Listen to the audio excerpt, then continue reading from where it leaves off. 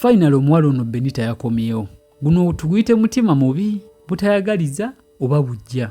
Omanyi mulimu omuntu aba yakunoonya dda ng'anoonya awantu w'asobola okusuulira. Kati waafuna omukisa n'afuna akantu akatono k'asobola okwerippako. N'agamba nti kati kino kiwedde. Waliwo omuze ogubaluseewo abantu kasita oba oyogera ebyo bye batakkiriziganya nabyo nga banoonya w'okolera. Ate obuzibu nti kampani zonna ziba n'emitimbagano oba ziba ne pages ku mitimbagano. So kati ng'abantu bayiika eyo batandika okwogerera okusibako ebintu byonna ebibi.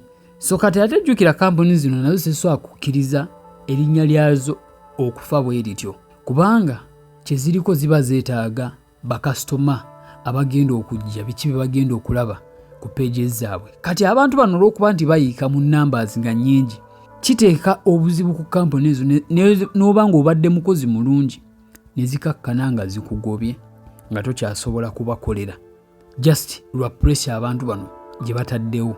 Naye nga sigamba nti obadde mubi, sigamba nti kampani ekulinako obuzibu, naye olw'okusigaza ekifaananyi ekirungi eri abantu, eri bakasitoma abala. Kuba oli waanajja katugeze abeera mu nsi ndala tamanyi biriwo wano mu Uganda, kyanaasanga mu comment section kyajja okutwala era ajja kulowooza nti bituufu, tajja kumanya nti oba waliwo obutakkaanya oba waliwo obutakkiriziganya mu bigambo by'omukozi ono.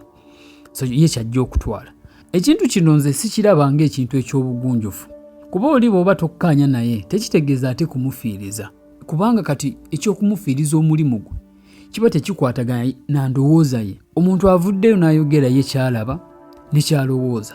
Kati ate gwe n'ova n'ogamba nti toteekeddwa kwogera bw'otyo, kati ate nga waliwo freedom of speech, kiba kitegeeza ti naawe engeri gy'oba okikozeemu oba toyawukana ne nakyemalira, kuba toyagala muntu ayogera kibi ku ndowooza yo, naye ng'ate buli omu tasobola kulowooza kye kimu naawe, nti buli omu alina endowooza n'endaba ey'enjawulo. So ekintu kino nze nganza omuntu tekyandabikidde bulungi oba tekyansanyusizza abantu kye bali mu genda mu maaso n'okukola eky'okublackmailinga abantu ku lw'ebintu ebitono ddala oba ku lw'endowooza zaabwe. So simanyi ky'olowooza ku eno ensonga, oba owagira ekikolwa kino oba naawe tokkirizigana nakyo, naye nga nkwebaza olwakadde okwadde okulaba eno emboozi. Teweerabira okusubscribinga saako n'okunyiga mu kadde okusobola ng'okufunanga notification bwe naaba nkoze vidiyo empya.